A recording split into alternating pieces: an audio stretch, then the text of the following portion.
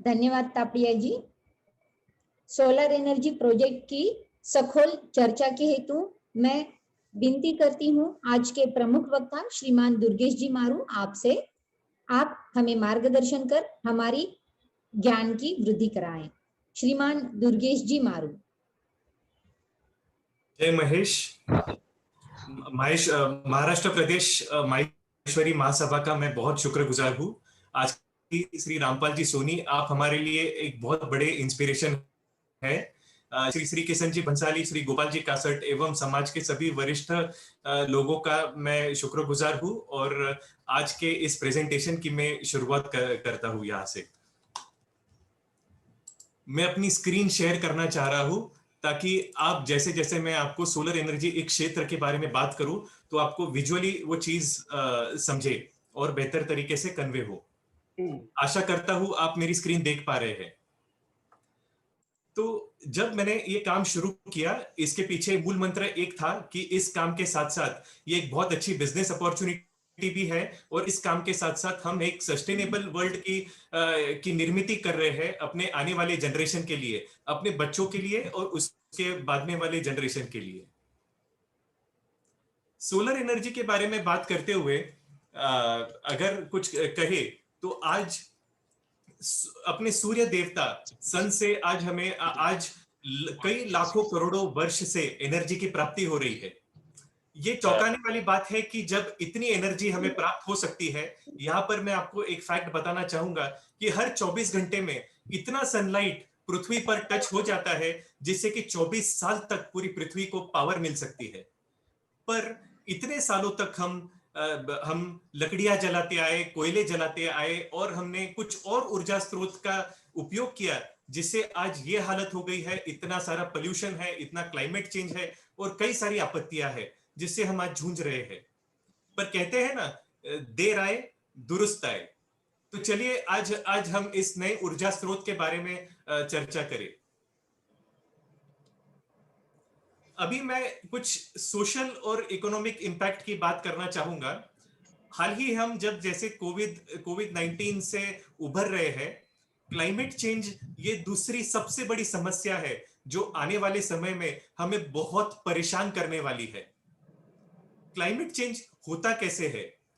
आज जो ऊर्जा स्रोत हम यूज कर रहे हैं, जैसे कन्वेंशनल कोयले से जलने वाले पावर प्लांट हो, वो चाहे हाइड्रो पावर प्लांट हो, ये सबसे हमारे एनवायरनमेंट को, हमारे पर्यावरण को बहुत नुकसान होता है। इससे टेम्परेचर बढ़ रहा है। जो समुद्र की जो विंड जो दिशा है, जो विंड है, उसको एक अलग प्रभाव मिल रहा है जिससे हरिकेन, साइक्लोन ऐसी कई सारी आपत्तियां आ रही है।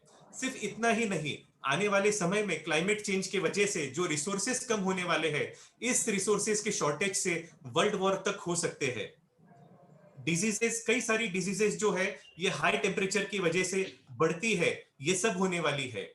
फ्रेश वाटर सप्लाई कम होने वाला है। इसके साथ साथ हम समझ सकते हैं कि क्लाइमेट चेंज की वजह से कई सारे सोशल और इकोनॉमिक इंपैक्ट होने वाला है। ये जानकर आपको खुशी होगी कि सोलर एनर्जी का विचार करते हुए ना ही कि आप सिर्फ एक अच्छे आप सोशली एक अच्छा स्टेप ले रहे हैं, पर आप उसके साथ साथ ये एक अच्छी एक बिजनेस अपॉर्चुनिटी भी है। क्यों नहीं, ये एक सुनहरा मौका है अपने लिए जिसमें बिजनेस और सोशल गुड ये एक साथ चले, ऐसा ये सेक्टर है। इसमें मैं आपको ब्रीफ करना चाहूंगा कि मेजरली क्या सोलर टेक्नोलॉजीज आज अवेलेबल है। एक तो सोलर फोटोवोल्टाइक, जिससे सन के रेडिएशन से पावर जनरेट होती है। दूसरा होता है कॉन्सेंट्रेटेड सोलर पावर, जिससे एक माइक्रोस्कोप की तरह सोलर पैनल को यूज करके इतनी हीट जनरेट की जा सकती है कि जिससे बड़े पैमाने पर बिजली जनरेट हो सकती है। तीसरा है डायरेक्ट थर्मल। अपने घरों पर और कई जगहों पर आपने तो सोलर वाटर हीटर देखा ही होगा, जो सूरज की गर्मी से पानी गर्म करता है। तो मेजरली ये 3 टाइप की टेक्नोलॉजीज आज जो है कमर्शियली अपने लिए अवेलेबल है। कई बार हम जब सोलर के बारे में चर्चा करते हैं, कई लोग सोचते हैं कि ये बहुत टेक्निकल सब्जेक्ट है, पर मैं आपको कहना चाहूंगा कि ये बहुत ही सरल सब्जेक्ट है। इसमें कोई रॉकेट साइंस नहीं है, इसको समझना बहुत आसान है।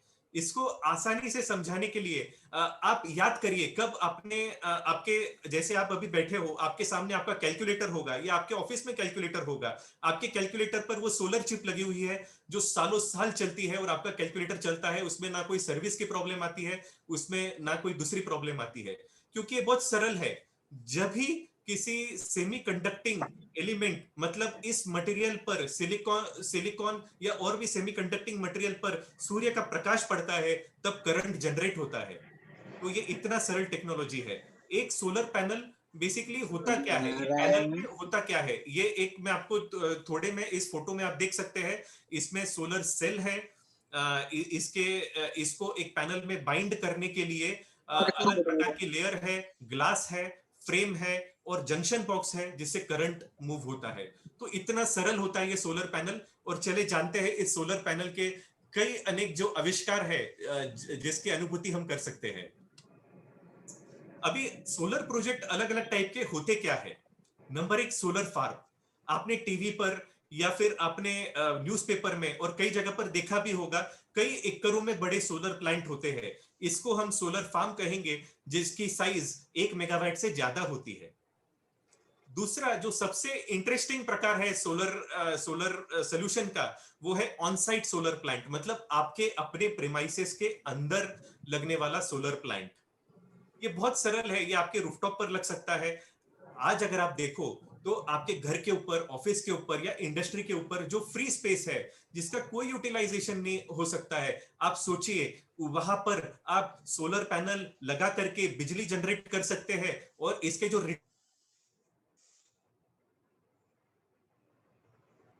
केस टू केस बेसिस पर ये 15% से आगे तो भी आपको इसके रिटर्न है, जो कि आज किसी भी अच्छे बिजनेस में आपको मिल सकता है। तो सोचिए, आपको सिर्फ आपकी खाली जगह यूज करनी है, अपनी एनर्जी रिक्वायरमेंट फुलफिल करनी है और आप इतना अच्छा रिटर्न पा सकते हैं। सोलर के बारे में एक लिमिटेशन, एक नहीं कई अनेक लिमिटेशंस है। जो एक क्लियर लिमिटेशन ये है कि सोलर तभी चलेगा जब सूर्य की रोशनी होगी, यानी सुबह से शाम तक सूरज की रोशनी है, वो अलग अलग इंटेंसिटी से हमें मिल रही है, उसी समय में सोलर चलेगा। जब जब हवा चलेगी तब विंड एनर्जी चलेगी, पर बाकी समय क्या होगा। तो बेसिकली सोलर का ये लिमिटेशन है कि वो कुछ लिमिटेड समय में चल सकता है और कुछ एक लिमिटेड अपनी एनर्जी रिक्वायरमेंट आज के समय में फुलफिल कर सकता है। पर इसमें फ्यूचर में क्या, अभी अभी बेसिक उसके लिए अगर आपको राउंड द क्लॉक 24 घंटा अगर आपको renewable energy, solar energy use करनी है, तो उसको स्टोर करना बहुत जरूरी है। आज जो स्टोरेज टेक्नोलॉजी अवेलेबल है, जैसे हम बैटरीज देखते हैं अपने घर में, लेड एसिड बैटरीज है, ये सब बहुत महंगे हैं और इसमें बहुत ज्यादा मेंटेनेंस इन्वॉल्व है। तो कई टेक्नोलॉजीज जैसे लिथियम आयन बैटरी, और इसमें कई सारा रिसर्च चल रहा है, जिसके चलते आने वाले समय में एनर्जी स्टोरेज ये एक बहुत जो जो सबसे बज़वर्ड है, जो सबसे बड़ी चीज जो होने वाली है, वो होने वाली है बैटरी टेक्नोलॉजीज, यानी ही एनर्जी स्टोरेज में, जिसके चलते आपको राउंड द क्लॉक पावर मिल सकती है। आज भी आप बैटरी का इस्तेमाल करके एक solar of grid system install कर सकते हैं, जहां पर आपको बिजली का सप्लाई बिल्कुल भी अवेलेबल नहीं है, और इसके जो इकोनॉमिक्स है ये बहुत अलग है, जो हम अलग से बात कर सकते हैं। चौथा सोलर टेक्नोलॉजी का application, building integrated solar PV panel. सोचिए कि ये एक ऐसी चीज है कि अपने बिल्डिंग के मटेरियल में ही सोलर पैनल होगा, जिसके चलते आपको डायरेक्टली आपकी बिल्डिंग के ग्लास से या बिल्डिंग के मटेरियल से एनर्जी जनरेट होगी। इसमें कई सारी डेवलपमेंट हो रही है। आज भी इसकी वायबिलिटी कोई कोई केसेस में है। जैसे इन्फोसिस, इस कंपनी ने अपने बिल्डिंग का, अपने कॉर्पोरेट बिल्डिंग का जो फसाड है वहां पर सोलर पैनल लगाए हैं, जिससे चलते उन्हें और बिल्डिंग का फसाड के लिए अलग ग्लास लगाने की जरूरत पड़ी नहीं और एनर्जी भी जनरेट हो गई। अभी बात करते हैं ऑन ग्रिड सोलर प्लांट में जो सबसे कॉमन और जो सबसे अट्रैक्टिव जो प्रोपोजिशन है, वो है नेट मीटरिंग, जिसके चलते आप, मैं और हम सभी ने देखा है कैसे लोग अपने इंडस्ट्री पर, घर पर और कमर्शियल इस्टेब्लिशमेंट पर लोग सोलर लगा रहे हैं। ये बहुत ही सरल कॉन्सेप्ट है। जब आप सोलर एनर्जी जनरेट करते हो अपने प्रीमाइसेस में, तो वो आप खुद इस्तेमाल उसका करते हो, और जो बची हुई ज्यादा जब दिन में बिजली जनरेट होती है, वो हम वो हम पावर बिजली कंपनी को यानी महाराष्ट्र में एमएससीडीसीएल को हम वापस से रिटर्न सप्लाई वो अपने आप चला जाता है। एक मीटर लगा होता है अपने घर में या अपने प्रेमाइसेस में, जिसको कहते हैं नेट मीटर, जिसमें ये हिसाब होता है कितना एनर्जी हम बिजली कंपनी से ले रहे हैं और कितना एनर्जी उनको दे रहे हैं, और उतने ही यूनिट का अपने को बिल आता है।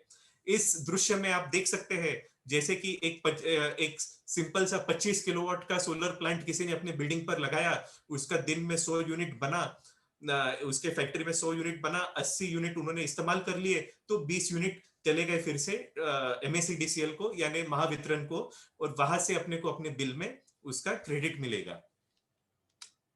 नेक्स्ट हम बात कर, हमने देखा सोलर प्रोजेक्ट क्या होता है, उसके एप्लीकेशन क्या होते हैं। अब ये प्रोजेक्ट लगाने में समय कितना लगता है, अगर आप देखोगे ये प्रोजेक्ट आपके इंडस्ट्रियल शेड पर लग सकता है, आपके टेरेस पर लग सकता है, जमीन पर लग सकता है, या आपके पार्किंग शेड में लग सकता है, या इतना ही नहीं एक फ्लोटिंग सोलर प्लांट भी आप लगा सकते हैं। जैसे कि कई लोग जैसे आप में से कई लोग एग्रो इंडस्ट्री से, एग्रीकल्चर से जुड़े हुए हैं, आपके यहाँ पर शेत तले है, जो हम कहते हैं वाटर बॉडी होती है, लेक्स होते हैं, उसके ऊपर भी आप सोलर प्लांट लगा सकते हो। उससे आपका पानी भी बचेगा, क्योंकि उसमें से पानी का जो बाफ बनेगी, इवेपोरेशन होगा, वो कम से कम होगा। तो 15 सिर्फ अपने घर पर सोलर प्लांट लगाना है तो एक लगभग 1 हफ्ते के अंदर अंदर ऐसा इंस्टॉलेशन हो सकता है। इंडस्ट्री पर करना चाहते हो या जमीन पर करना चाहते हो तो 3 महीने के अंदर अंदर ये प्रोजेक्ट एस्टेब्लिश हो सकता है। दिस इज अ रिकॉर्ड कि कोई भी एनर्जी सोर्स इतना फास्ट नहीं लगता। इतने 3 महीने में जो सोलर प्लांट लगा के पावर मिल सकती है, उसी कैपेसिटी का कोयले का सोलर प्लांट या न्यूक्लियर पावर प्लांट लगाने को 1, 2 या 3 साल तक लग सकते हैं। अभी हमने देख लिया सोलर प्रोजेक्ट लगाने के बारे में। अभी अपने मन में सवाल ये आता है कि सोलर को तो बहुत पैसा लगता होगा, तो इसको फाइनेंस करे कैसे। तो सोलर को फाइनेंस करने के हम यहाँ पर आपको 3 तरीके, जो सबसे पॉपुलर तरीके हैं जो आज मार्केट में अवेलेबल है, वो बताना चाहूंगा। नंबर 1 तो आप सोलर लगाने के लिए बैंक्स लोन प्रोवाइड करती है, चाहे स्टेट बैंक ऑफ इंडिया हो, पब्लिक सेक्टर बैंक हो या प्राइवेट बैंक हो, सबको सोलर प्रोजेक्ट का महत्व समझ में आ गया है। उनको समझ में आ गया है कि सोलर प्रोजेक्ट को लगा करके उनका जो ग्राहक है वो बहुत अच्छे पैमाने पर पावर की सेविंग कर सकता है, और वो 100% वो जो सेविंग करेगा तो वो उस लोन का ब्याज भी भरेगा और वो ईएमआई टाइम टू टाइम भरेगा। तो ऐसा बैंक असेसमेंट करके प्रोजेक्ट्स को फाइनेंस करती है। और इसका जो रेट ऑफ इंटरेस्ट होता है, ये अभी के टाइम पर ये कमर्शियल रेट ऑफ इंटरेस्ट पर ही चल रहा है, बट आने वाले समय में जैसे ज्यादा सोलर का प्रोपगेशन होगा तो बैंक्स इसमें कुछ सब्सिडाइज्ड रेट में भी कर सकती है। तो बहुत सरल अगर इसकी एक थिंकिंग की जाए, सोचिए जितना 5 साल का लोन आपने किया ये सोलर प्रोजेक्ट लगाने के लिए, जो आप सेविंग करेंगे लगभग उतना ही आपको, उतना या उससे कम आपको ईएमआई आएगा। तो सोचिए ये सोलर प्रोजेक्ट का लोन आप कैसे पे बैक कर देंगे, और इसके साथ साथ इसके आगे जो भी आपको बिजली मिलेगी वो सब आपकी फ्री ऑफ कॉस्ट हो जाएगी। वो एक आपका अपना एक free energy generating, power generating एक स्टेशन बन जाएगा आप ही के प्रीमाइसेस में। ये एक हो गया। दूसरा कैश यानी डायरेक्ट कैपिटल। आज सोलर लगाने पर एक एक सेंटेंस में आपको मैं सिंपल सा बता देता हूं कि कितना अच्छा इन्वेस्टमेंट है। 4 साल में आपके इन्वेस्टमेंट का आपको रिटर्न ऑन इन्वेस्टमेंट पूरा मिल जाता है, आपको पेबैक मिल जाता है, या फिर कई लोगों के लैंग्वेज में ब्रेक इवन इसका हो जाता है। और इसकी लाइफ जो है, वारंटी जो है वो 25 साल की है। तो यानी इसका अर्थ ये हुआ कि आज 30%, 25 से 30% रिटर्न ऑन इन्वेस्टमेंट सोलर लगाने पर है। तीसरा जरिया फाइनेंसिंग मॉडल सोलर लगाने का है पावर परचेस एग्रीमेंट। आप जो जो लिस्टेड कंपनीज है, जो जिनका अच्छा क्रेडिट रेटिंग है, इनके साथ साथ हम लोग यानी सोलर जो बिजली कंपनी है, हम 10, 15, 20 या 25 साल का पावर परचेस अग्रीमेंट साइन कर सकते हैं, जिसके चलते हम आपको पावर जो है सिर्फ 4 से 5 रुपया पर यूनिट में आपको सेल कर सकते हैं। सोचिए आज आपके इंडस्ट्री में अगर 1 लाख यूनिट का आप कंजम्पशन करते हैं तो एमएससीडीसीएल के ओर से आपको बिल आता है लगभग 80,000 से 10 लाख का आपको बिल आता है। सोचिए यही अगर 1 लाख यूनिट में से 50,000 यूनिट अगर आप सोलर से लेते हैं तो सिर्फ 4 या 5 रुपया यूनिट के हिसाब से आपको पेमेंट करना है सोलर बिजली कंपनी को या फिर इन्वेस्टर को। तो ऐसा करके आपको सिर्फ आपकी जगह देनी है, यानी 0 इन्वेस्टमेंट में आप पहले डे 1 से 50% तक सेविंग आप अपने सोलर प्लांट लगा करके ये पावर परचेस एग्रीमेंट मॉडल में आप ये कर सकते हैं।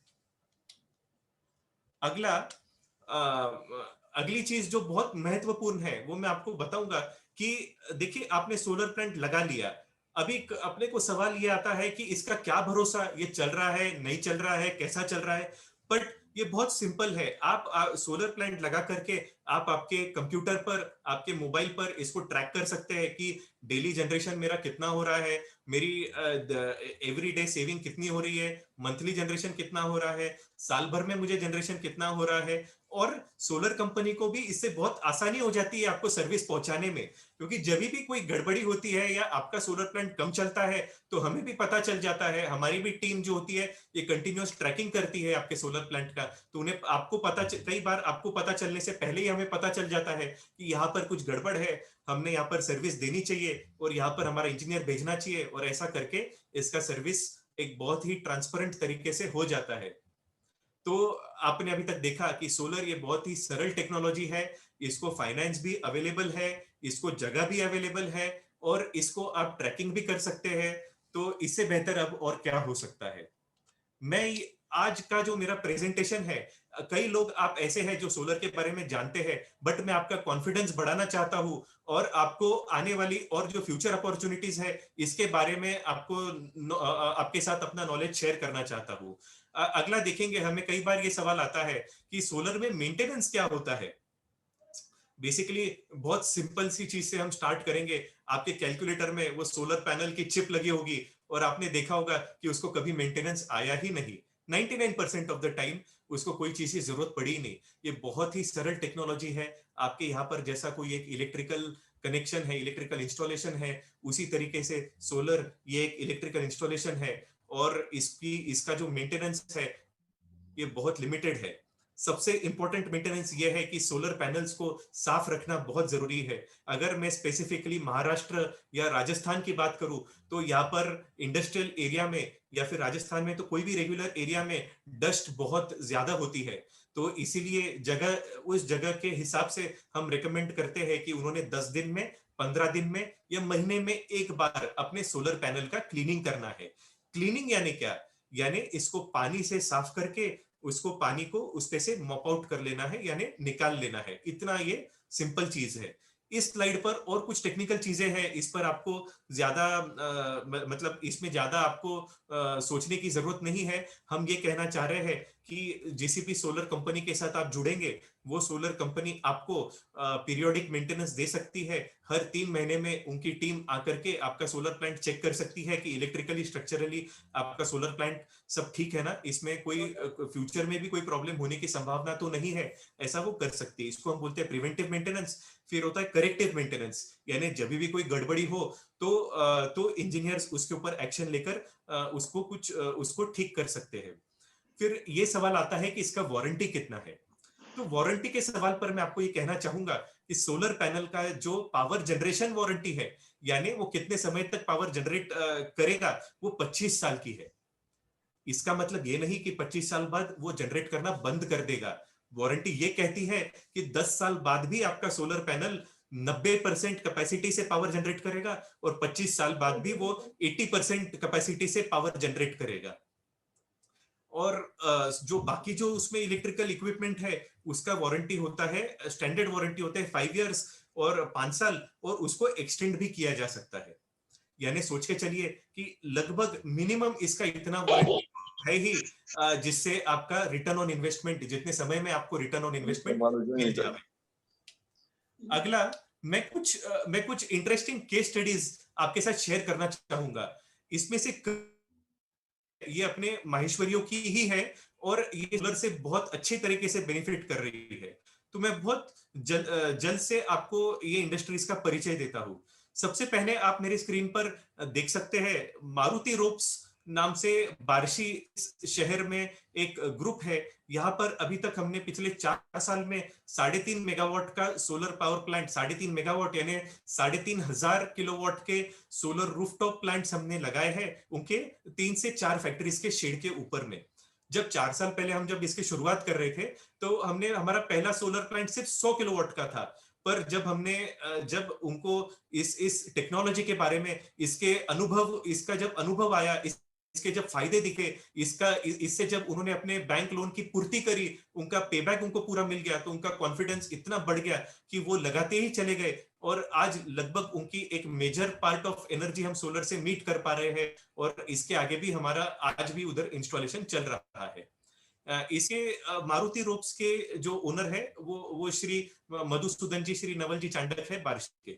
उसके बाद में मैं बात करना चाहूंगा बंग पॉलीपैक्स। ये पॉली बैग यानी वोवन सैक्स बनाते हैं श्री वासुदेव जी, श्री वरदराज जी बंग, सोलापुर से है। यहाँ पर इनके 3 लोकेशन में गुलबर्गा, सोलापुर, दमन, ऐसे कुछ लोकेशंस में सोलर प्लांट लगे हुए हैं, और यहाँ पर तीनों ही लोकेशन पे वो उसका बेनिफिट उनको मिल रहा है। तीसरा, शिरपुर के अमरीश भाई पटेल ग्रुप के आरसी पटेल जो इंस्टीट्यूशंस है, इसके जो चेयरमैन है, जो मैनेजिंग ट्रस्टी है श्री राजगोपाल जी भंडारी, ये भी एक माहेश्वरी समाज के दिग्गज व्यक्ति है। इनके सारे स्कूल्स कॉलेजेस पर जब हमने सोलर लगाया तो अभी जब लगाया है तो इसका बेनिफिट उनको बहुत सरल है। कमर्शियल ये एस्टेब्लिशमेंट्स है, और यहाँ पर 2 से 2.5 साल के अंदर ही इनको इनका पेबैक मिल जाएगा। फिर टेक्सटाइल, इचलकरंजी में टेक्सटाइल साइजिंग है, बलदेव ग्रुप जैसे है, जाखोटिया ग्रुप का, जैक ड्रिलो ग्रुप का, मालेगांव इचलकरंजी ऐसा जो समूह है वहां उनके भी टेक्सटाइल साइजिंग पर ये सोलर का प्रकल्प हुआ है। जाखोटिया जी के यहाँ तो आज 5 साल हो गए हैं सोलर प्लांट लगा हुआ है, और बहुत ही दुनिया के best technology, Canadian solar technology का उन्होंने सोलर प्लांट लगाया था, जो आज पूरी तरह से हम उनको अच्छी सर्विस दे पा रहे हैं और उनको उनका बेनिफिट मिल पा रहा है। ऐसे ही और लोग हैं, कोई शुगर इंडस्ट्रीज है जैसे मालेगांव की एमबी शुगर्स ग्रुप जो है, जो कि दुनिया के देशों में शुगर का एक्सपोर्ट करते हैं, वो भी इससे बेनिफिट कर रहे हैं। फिर तीसरा, आप फोटो यहाँ पर देख पा रहे हैं, मुंबई की एक जानी मानी सोसाइटी है, वहां पर हमने किस तरीके से सोलर प्लांट उनके पूरे सोसाइटी के कॉमन यूजेज के लिए लगाया था। हमारे समाज के कई लोग सोलर क्षेत्र में बिजनेस कर रहे हैं। मेरा उद्देश्य यहाँ पर आपको ये है, आपको प्रोत्साहन देना है कि कैसे अलग अलग इंडस्ट्री के लोग इसका बेनिफिट ले रहे हैं। तो सिर्फ हमारी ही कंपनी नहीं, तो आप किसी के साथ भी जल्द से जल्द जुड़कर सोलर का फायदा ले सकते हैं, ऐसा मैं आपको कन्वे करना चाहूंगा।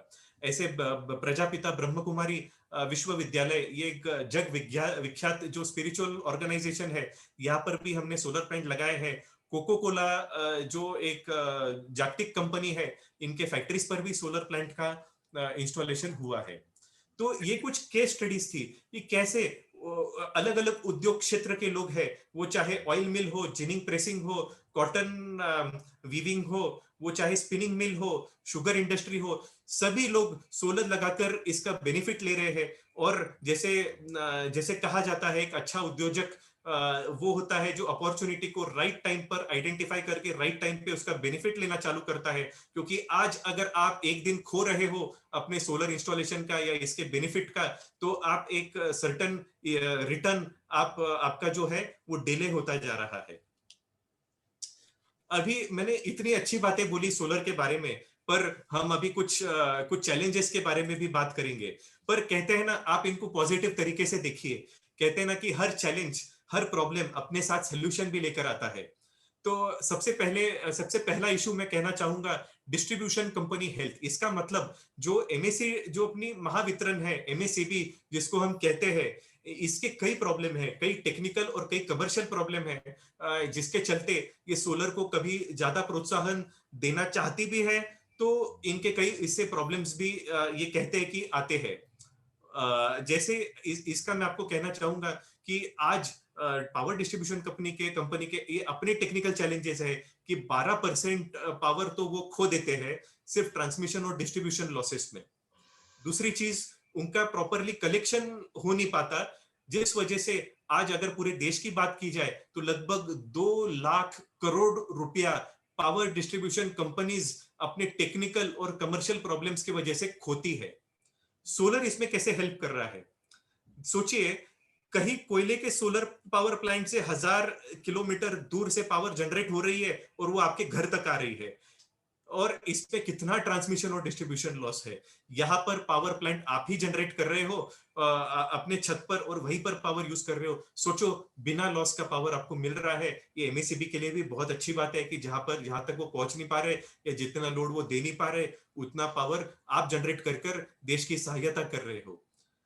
ग्रिड इंफ्रास्ट्रक्चर, दूसरे इशू ग्रिड इंफ्रास्ट्रक्चर की बात करें तो कैसा होता है कि कोई भी इंडस्ट्री जब बड़ी होती है, वो इंडस्ट्री के सभी पहलू, सभी लोग अगर डेवलप होते हैं तो ही वो सक्सेस होता है। आज कितना भी हम सोलर लगा लेवे, लेकिन अगर एमएससीबी का इंफ्रास्ट्रक्चर अगर ठीक नहीं हुआ तो उससे कुछ नहीं होने वाला। तो गवर्नमेंट इसके लिए प्रयास कर रही है कि ये इंफ्रास्ट्रक्चर जरूर आने वाले समय में सुधरेगा। और समय की पाबंदी होने की वजह से मैं बाकी चैलेंजेस के बारे में ज्यादा बात नहीं करूंगा, और आपको मैं अपॉर्चुनिटीज की ओर ले जाऊंगा। तो ये एक अपने लिए बहुत ही महत्वपूर्ण स्लाइड है कि आज बिजनेस और इन्वेस्टमेंट अपॉर्चुनिटीज सोलर में क्या है। नंबर एक, solar for own electricity consumption, यानी आपके खुद के यूज के लिए अगर आज आप सोलर प्लांट लगाते हो, चाहे अपने इंडस्ट्री पर हो, अपने घर पर हो, या अपने कमर्शियल बिल्डिंग में हो, तो वो एक बहुत ही इंपॉर्टेंट और बहुत ही अच्छी इन्वेस्टमेंट है कि उससे, क्योंकि उससे आप 20 से 25 से 30% तक आपको रिटर्न ऑन इन्वेस्टमेंट मिल रहा है। इतना बड़ा रिटर्न ऑन इन्वेस्टमेंट तो कोई नया व्यापार या कोई नया उद्योग करके मिलता है। तो अपने इधर लगाना और उससे पैसे बचाना, ये अपने आप में ही एक नया उद्योग है, ये अपने आप में ही एक बहुत बड़ा बिजनेस इनिशिएटिव है। दूसरी अपॉर्चुनिटी मैं कहूंगा आपसे, मैन्युफैक्चरिंग ऑफ बैटरीज। जैसे मैंने आपको कहा कि सोलर और विंड के कुछ अपने अपने लिमिटेशंस है, कि जब हवा चल रही है तब विंड चल रहा है, जब सूरज है तब तक सब सोलर चल रहा है, बाकी टाइम हमें एनर्जी स्टोरेज की बहुत ज्यादा जरूरत है। तो आज जो इतना बैटरीज महंगे हैं, इतना उसमें मेंटेनेंस आता है, तो पर जो लिथियम आयन बैटरीज और जो अलग अलग नई जो बैटरी टेक्नोलॉजीज आ रही है, उसका बहुत बड़े पैमाने में इस्तेमाल होने वाला है, क्योंकि ये बैटरीज आपके घर में भी लगेंगी। ये बैटरीज इलेक्ट्रिक व्हीकल पर भी सेशन हुआ है। इलेक्ट्रिकल व्हीकल भी एक बहुत इंपॉर्टेंट पहलू है अपने देश के एनर्जी कंजम्पशन का।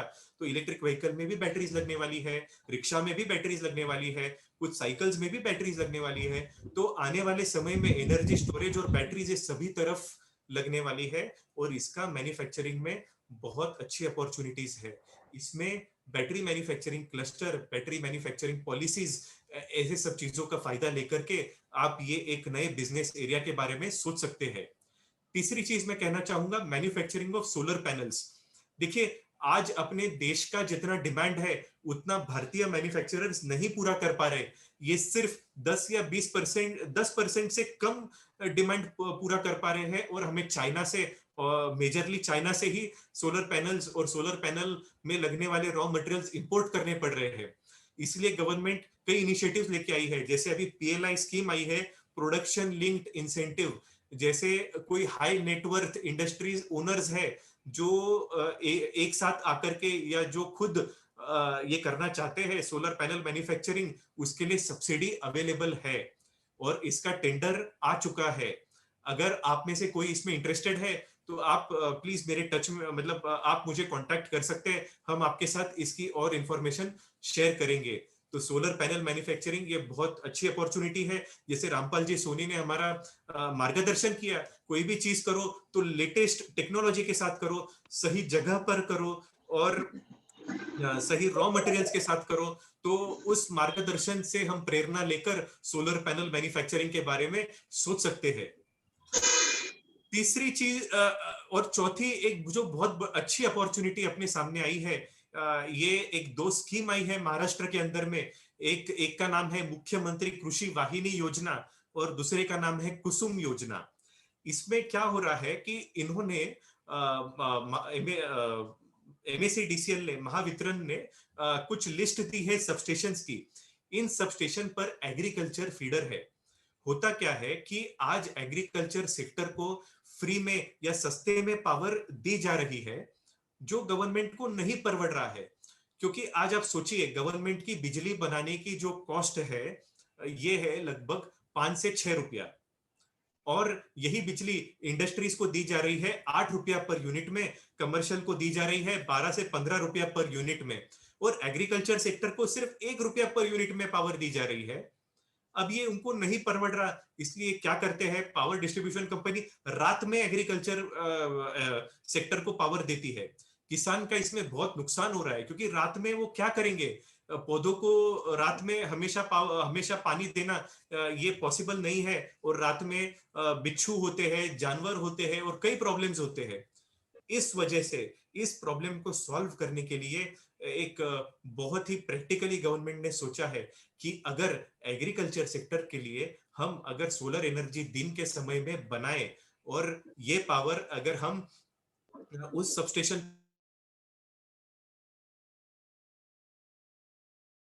दिन के ही समय में ये फार्मर्स को पावर मिलेंगी, उनका भी काम होगा, और ये पावर भी जनरेट होगी। पर हर एक चीज गवर्नमेंट कर सकती है क्या? नहीं कर सकती। उद्योग एंटरप्रेन्योर्स को, बिजनेसमैन को, अपने जैसे लोगों को भी आगे आकर के इसमें इंटरेस्ट लेना होगा। हमारे लिए ये स्कीम है, इसमें हम सोलर प्लांट लगा सकते हैं। कुसुम योजना में 500 किलोवाट से 2 मेगावाट तक सोलर प्लांट लगाया जा सकता है, यानी कि 1.5 करोड़ से लेकर तो 7 करोड़ तक आप इन्वेस्टमेंट कर सकते हैं। मुख्यमंत्री कृषि वाहिनी योजना में 7 करोड़ से लेकर तो आगे तक इन्वेस्टमेंट कर सकते हैं, जिसके चलते आपको ये इन्वेस्टमेंट करके आप सोलर प्लांट लगा सकते हो, और ये सोलर प्लांट लगा के 25 साल का अग्रीमेंट आप साइन कर सकते हो MSEDCL के साथ। इनको अभी कई बार हमें सवाल ये आता है कि एमएसईबी इतने सस्ते और इतने कम दाम में हमसे बिजली लेना चाहती है, क्योंकि रेट जो उन्होंने प्रपोज किया है, ये सीलिंग टैरिफ उन्होंने दिया है 3.05 रुपीस पर यूनिट, जो कि काफी कम है।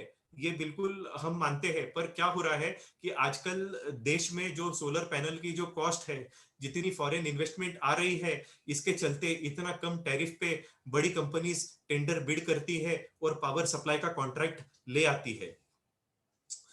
अभी इसके चलते इस रेट में पावर दे करके 7 से 8 साल में इसका रिटर्न ऑन इन्वेस्टमेंट है, और उसके बाद में जो है आपका जितना भी आपका सेल होगा, पावर का सेल होगा, वो आपका टोटली इनकम ही इनकम है।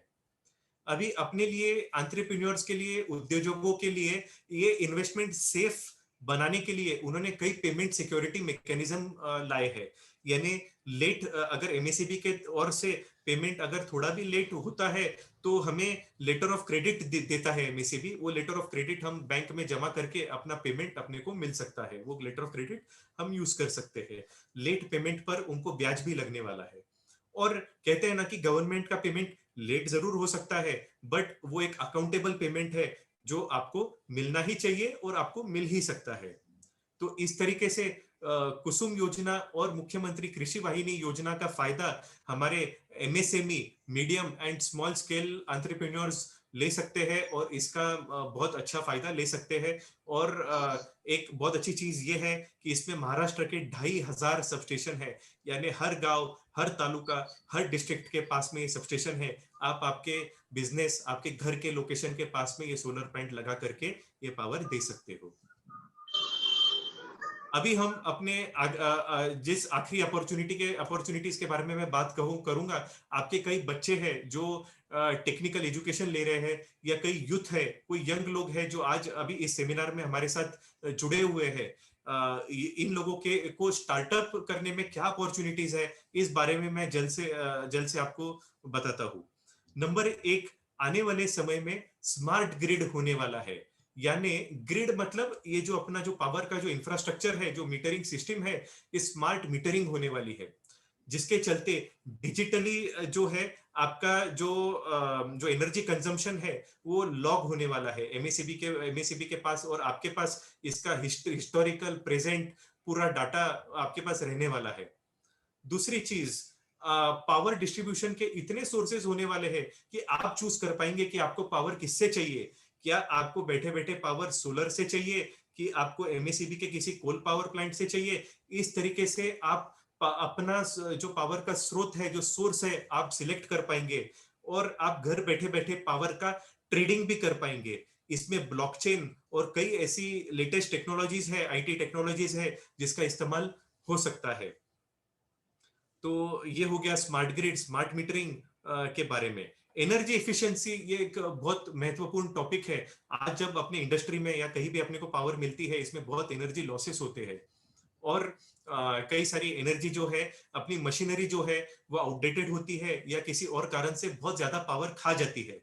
तो एनर्जी एफिशिएंसी में कई सारे स्टार्टअप्स हो सकते हैं। बिल्डिंग एफिशिएंसी, ग्रीन बिल्डिंग में बहुत बढ़िया अपॉर्चुनिटीज है जो आने वाले समय में होने वाली है। मैं तो आपको प्रोत्साहित करूंगा कि आप अगर कोई नया घर बना रहे हो, कोई नई बिल्डिंग बना रहे हो, तो आप ग्रीन बिल्डिंग के कॉन्सेप्ट में जाइए। ग्रीन बिल्डिंग के बारे में कई आर्किटेक्ट्स आपको गाइड करेंगे।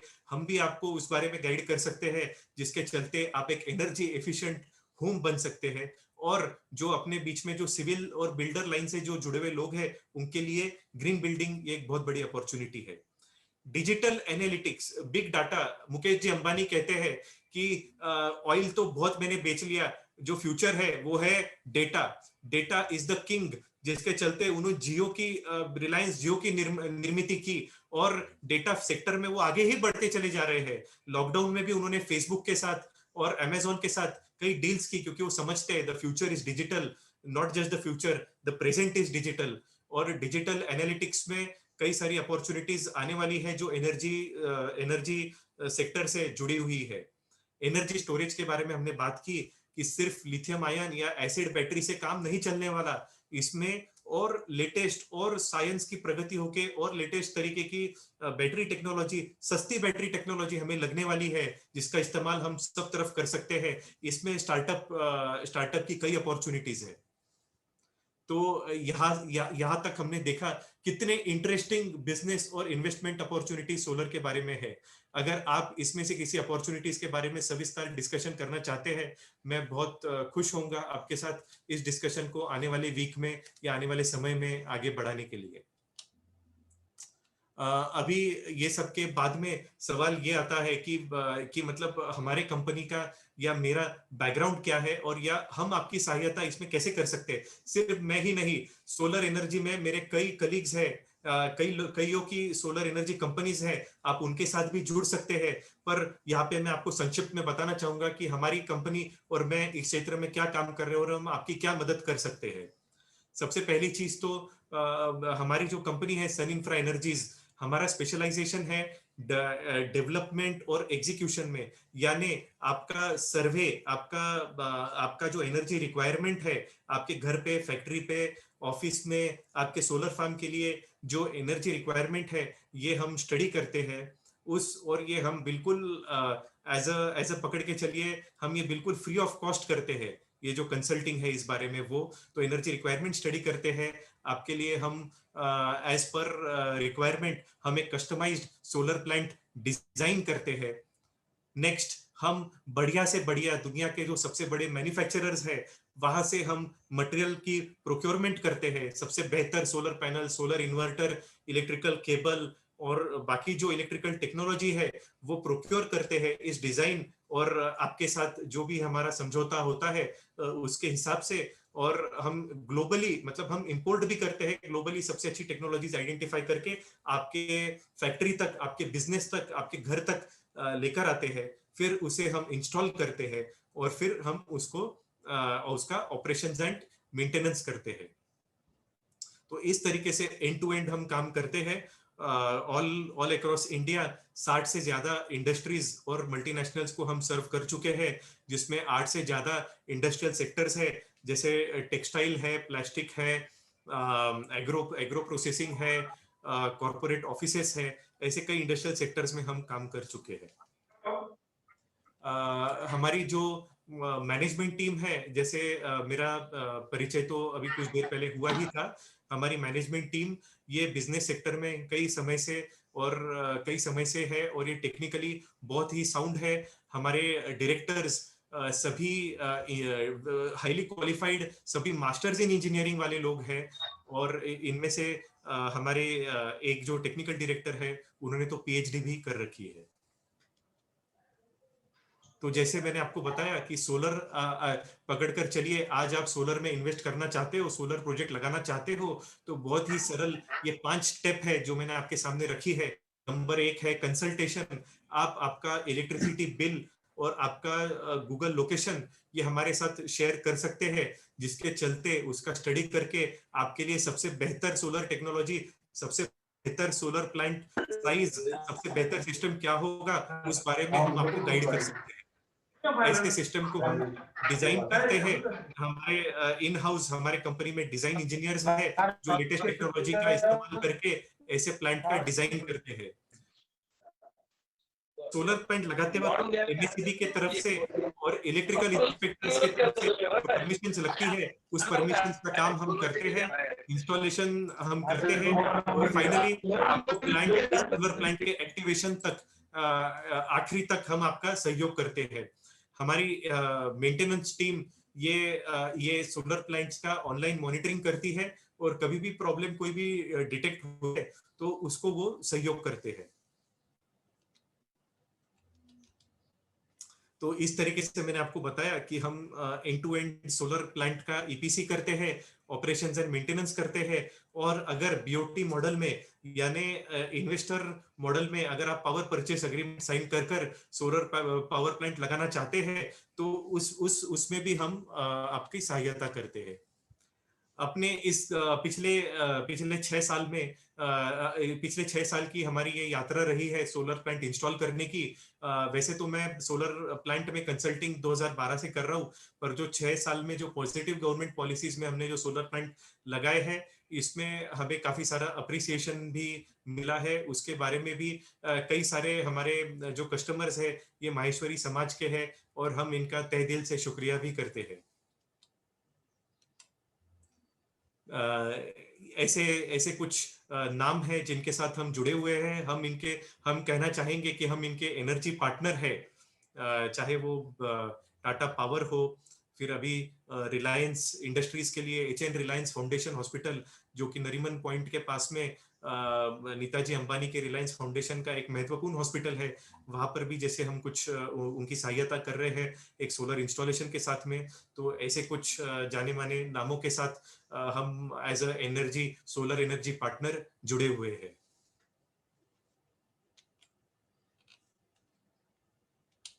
इसी के साथ में मैं अपना प्रेजेंटेशन यहाँ पर कंक्लूड करना चाहूंगा, क्योंकि मैं जानता हूँ आपके मन में कई सवाल होंगे इस प्रेजेंटेशन से जुड़े हुए, और उस सवालों को मौका देना बहुत जरूरी है।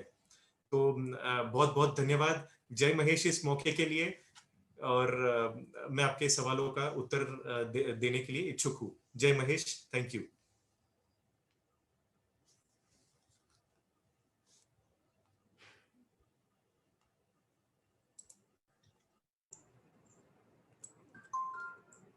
सर जी आपका स्क्रीन शेयर बंद कर दीजिए प्लीज।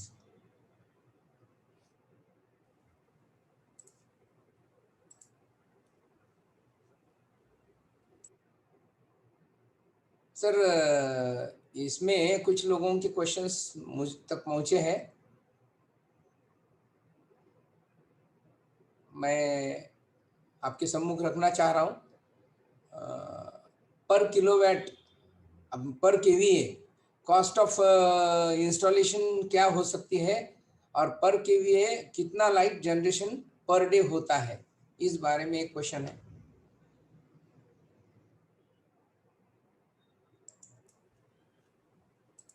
श्योर, धन्यवाद कासर जी। ये क्वेश्चन जो है कि पर केवीए में क्या लागत हो सकती है, मैं आपको ये बताना चाहूंगा कि ये किस किन किन पहलुओं पर ये डिपेंड करता है। नंबर एक तो आपको किस टाइप के स्ट्रक्चर पर सोलर प्लांट लगाना है। क्या आप ये एक इंडस्ट्रियल शेड पर लगाना चाहते हैं, कि आप एक घर के टेरेस पर लगाना चाहते हैं, या आप जमीन पे लगाना चाहते हैं, तो इसका जो स्ट्रक्चर का जो कॉस्ट है वो बहुत ज्यादा वेरी करता है। स्ट्रक्चर कॉस्ट ये हो गया, और सोलर प्लांट का क्या साइज है, यानी आप अपने घर पर 5 किलोवाट की सिस्टम लगाना चाहते हो या 100 किलोवाट का एक सोलर रूफटॉप लगाना चाहते हो अपने इंडस्ट्री पर। ये पर मैं इसका आपको एक रेंज देना चाहूंगा कि पकड़कर चलिए, अगर आप आपके इंडस्ट्री पर 100 किलोवाट का सोलर प्लांट लगाना चाहते हो तो उसकी लागत लगभग 35 लाख तक हो सकती है। और अगर आप अपने घर पर 5 किलोवाट का सोलर रूफटॉप प्लांट लगाना चाहते हो तो इसकी लागत जो है ये 2.5 लाख तक हो सकती है। तो इस रेंज में ये हो सकता है। आप आपके लोकेशन डिटेल्स बिल्कुल शेयर कीजिए, हम आपको और स्पेसिफिक और बेहतर तरीके से इसका प्रपोजल पहुंचाएंगे। ये एक चीज हो गया। दूसरा कि कितना जनरेशन सोलर प्लांट का होता है।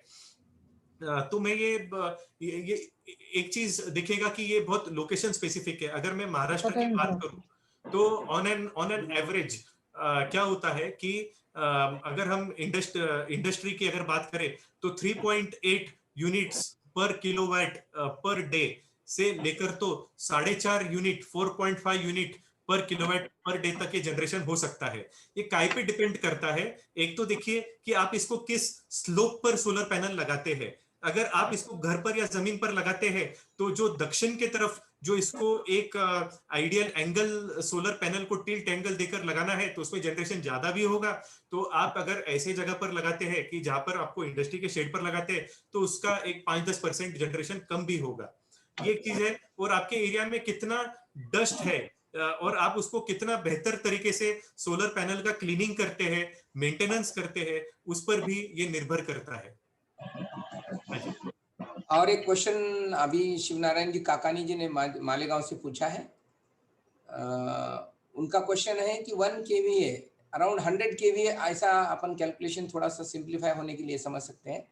तो 100 kVA का यूनिट लगाने के लिए जगह कितनी लगती है? हाँ जी। तो ये देखिएगा कि 1 किलोवाट को एवरेज 100 स्क्वायर फीट की जगह लगती है। 1 किलोवाट यानी 1000 वाट। जब हम 1000 watt minimum size of solar rooftop plant अगर हम नेट मीटरिंग सिस्टम में जाते हैं वो है 1 किलोवाट। तो 1 किलोवाट के लिए 100 स्क्वायर फीट की जगह लगती है। अभी देखिए सोलर पैनल टेक्नोलॉजी में बहुत एडवांसमेंट हुआ है। आज के 1.5 साल पहले तक हम जो ज्यादा से 2 साल पहले तक ज्यादा से ज्यादा 330 वाट का पैनल यूज करते थे। मतलब शॉर्ट में बताऊं 2 मीटर बाय 1 मीटर के साइज का एक सोलर पैनल जो है, जो आज के 2 साल पहले तक 300 वाट का आता था, वही सोलर पैनल आज 450 वाट का है। तो 80 से 100 स्क्वायर फीट की जगह आपको लगेगी 1 किलोवाट का सोलर पैनल लगाने में। आप किस टेक्नोलॉजी में जाएंगे उस हिसाब से। और एक क्वेश्चन ऐसा आया है कि व्हाट इज द मतलब एक्सप्लेनेशन रिगार्डिंग नेट मीटरिंग, मतलब क्या है नेट मीटरिंग? बोले तो क्या है एग्जैक्टली, क्या रहता है इसका ये सिस्टम? थोड़ा सा लेमैन का क्वेश्चन है क्योंकि नहीं समझ रहे हैं लोग कि ये एमएससीबी के साथ टाइप आप करते हो, यानी सोलर एनर्जी जनरेशन होने के बाद वो सोलर एनर्जी एमएससीबी के साथ कैसा टाइप करके वो अपना बेनिफिट पास ऑन होता है। हाँ जी। तो देखिए नेट मीटरिंग को मैं बहुत सिंपल तरीके से समझाना चाहूंगा। ये देखिए कैसा होता है कि जो हम ऑन ग्रिड मतलब क्या कि आपके एमएससीबी के लाइन के साथ जो सोलर प्लांट हम कनेक्ट कर रहे हैं, ऐसा सोलर प्लांट जब हम इंस्टॉल करते हैं तो होता क्या है कि जब आपका सोलर बनता है तो सोलर सबसे पहले देखिए ऑन ग्रिड में या नेट मीटरिंग में होता क्या है कि सोलर का पावर और एमएससीबी का पावर ये मिक्स होके आपको मिलता है। ऑन फर्स्ट प्रायोरिटी आपको सोलर का पावर मिलता है और अगर सोलर का पावर कम रहा तो उतना ही अपन एमएससीबी से पावर लेते हैं। अगर सोलर का पावर ज्यादा दिन के समय में पकड़ के चलिए अपने घर में हम कम से कम वस्तुओं का इस्तेमाल करते हैं। अगर सोलर का पावर ज्यादा जनरेट हुआ और हमारा इस्तेमाल कम हुआ तो ज्यादा का पावर जो है ये रिवर्स सेम लाइन से एमएससीबी को जाता है। तो एमएससीबी क्या करती है कि अपना आपके घर में जो आज जो मीटर लगा हुआ है इस मीटर को रिप्लेस करके एक नेट मीटर लगाती है। इसको हम बाई डायरेक्शनल मीटर भी बोलते हैं। नेट मीटर में ये हिसाब होता है कि कितना यूनिट आप एमएससीबी से ले रहे हैं और कितना यूनिट आप एमएससीबी को दे रहे हैं और नेट उतने यूनिट का आपको बिल आता है। एक मैं आपको एक सिंपल सा उदाहरण दूंगा कि आपने 1 किलोवाट का सोलर प्लांट लगाया। 1 किलोवाट की सोलर प्लांट की क्षमता है कि वो महीने में 120 यूनिट बनाता है। तो ये 120 यूनिट आपने बनाए और आपने इस्तेमाल किए और इसमें से आपने 100 यूनिट इस्तेमाल किए, 20 यूनिट आपने एमएससीबी को दे दिए। अभी जब रात में सोलर नहीं बन रहा था तब आपने एमएससीबी से 50 यूनिट लिए। तो हुआ क्या, आपने नेट एमएससीबी के मीटर में ये रीडिंग आ रहा है कि आप एमएससीबी से 50 यूनिट लिए हो और एमएससीबी को 20 यूनिट दिए हो, तो नेट सिर्फ 30 यूनिट का ही आपको बिल आएगा। ये इसका नेट मीटरिंग का एक शॉर्ट में एक्सप्लेनेशन है। अभी इसकी प्रोसेस सरल है। ये प्रोसेस ये आपका जो भी सोलर कॉन्ट्रैक्टर है, ये प्रोसेस आपके लिए वो करेगा। वो ऑनलाइन एमएसईबी के वेबसाइट से नेट मीटरिंग के लिए अप्लाई करेगा, एमएसईबी के ऑफिस में आपके एप्लीकेशन के लिए कोऑर्डिनेट करेगा, आपको नेट मीटरिंग का सैंक्शन ला करके देगा, और आपका सोलर इंस्टॉलेशन जब हो जाए तो आपके नेट मीटर को कमीशन करवाएगा। तो इस तरीके से आपको ये नेट मीटरिंग सिस्टम समझना जरूरी है, और आपको बहुत ही क्लियर तरीके से आपके सोलर कॉन्ट्रैक्टर से बात करनी है कि भाई देखो, ये काम आपको करवाना है, और हम आपसे और एज अ पावर कंज्यूमर हम आपसे भी रिक्वेस्ट करेंगे कि कोई भी प्रोजेक्ट जो होता है ये दो पार्टी के सहयोग से होता है। तो आप भी आपके सोलर कॉन्ट्रैक्टर का सहयोग करिए, वो भी कोशिश करेंगे, और इसके चलते आपको नेट मीटरिंग सिस्टम का लाभ होगा।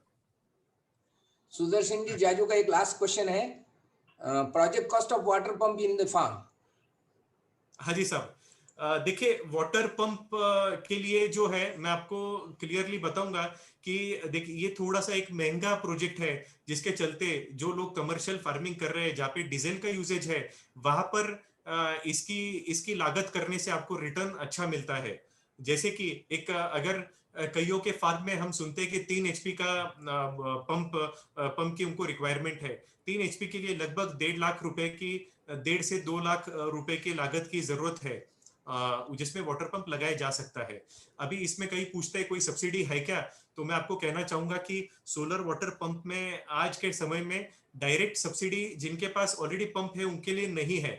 सब्सिडी कुसुम योजना में गवर्नमेंट महाराष्ट्र में 1 लाख सोलर वाटर पंप बांटने वाली है, पर वो ऐसे उपभोक्ताओं को बांटने वाली है जहां पर बिजली का कनेक्शन आज तक आया ही नहीं, क्योंकि गवर्नमेंट को फायदा होता है कि उनको खंभा लगाने की जरूरत पड़ेगी नहीं, बिजली का ट्रांसफार्मर, तो वो सब्सिडी के फॉर्म में वो सोलर वाटर पंप उनको दे देंगे। हाँ जी। और एक क्वेश्चन ऐसा आया है कि बेनिफिशियल सोलर एनर्जी है या विंड एनर्जी है? हाँ जी, देखिए सर, मैं आपको एक और मतलब इसमें इस बारे में एक चीज ऐसे ही बताना चाहूंगा। देखिए सोलर एनर्जी जो है ये बहुत ही मॉड्यूलर इन नेचर है, यानी आप एक पैनल से लेकर तो हजारों पैनल तक लगा सकते हैं। यानी आपकी रिक्वायरमेंट आप 1 किलोवाट से लेकर तो हजारों किलोवाट तक फुलफिल कर सकते हैं, आपका जो बजट है, आपकी जो रिक्वायरमेंट है वो हिसाब से। और सोलर का सन का जो रेडिएशन है ये प्रिडिक्टेबल है, इसमें कम से कम वेरिएशन होता है। जैसे 1 मेगावाट का सोलर प्लांट लगा करके अगर मेरा अंदाज है कि 15 लाख यूनिट एक साल में बनते हैं, तो इसमें 5 या 10% वेरिएशन इधर से उधर हो सकता है। विंड एनर्जी में एक लिमिटेशन ये आ जाती है कि विंड एनर्जी एक सर्टन कैपेसिटी 250 किलोवाट, 500 किलोवाट या 1 मेगावाट के ऊपर की ही विंड मिल मार्केट में अवेलेबल है। और विंड एनर्जी का जो जनरेशन है ये साल के 4 महीनों में ही 40 से 50% जनरेशन हो जाता है, जिसके चलते आपको बाकी के जो महीने हैं जब विंड कम है तब आप उसका बेनिफिट कम ले सकते हैं। पर मैं सभी एंटरप्रेन्योर्स को ये भी कहना चाहूंगा कि सोलर और विंड इसका जो हाइब्रिड है ये एक बहुत बड़ा विषय आने वाले समय में होने वाला है, क्योंकि इसके चलते पर सोलर विंड हाइब्रिड जो है ये ऑन साइट जो उपभोक्ता है, नेट मीटरिंग वाले जो उपभोक्ता है, इनके लिए अभी लिए वायबल नहीं है। ये इसकी वायबिलिटी जो बड़े कॉर्पोरेट है, जो बड़े सोलर फार्म लग रहे हैं, उसमें इसकी वायबिलिटी बहुत ज्यादा आने वाली है। हाँ जी। ये अभी जस्ट श्री गोपाल जी जाजू ने यही क्वेश्चन पूछा है कि हाइब्रिड जनरेशन बोले तो क्या है, तो आपने उसका जवाब दे दिया, धन्यवाद। मैं अभी टाइम के सोचते हुए यहाँ पर अपना क्वेश्चन आंसर समाप्त करता हूँ और आगे के सूत्र जो है सो राठी मैडम को देता हूँ।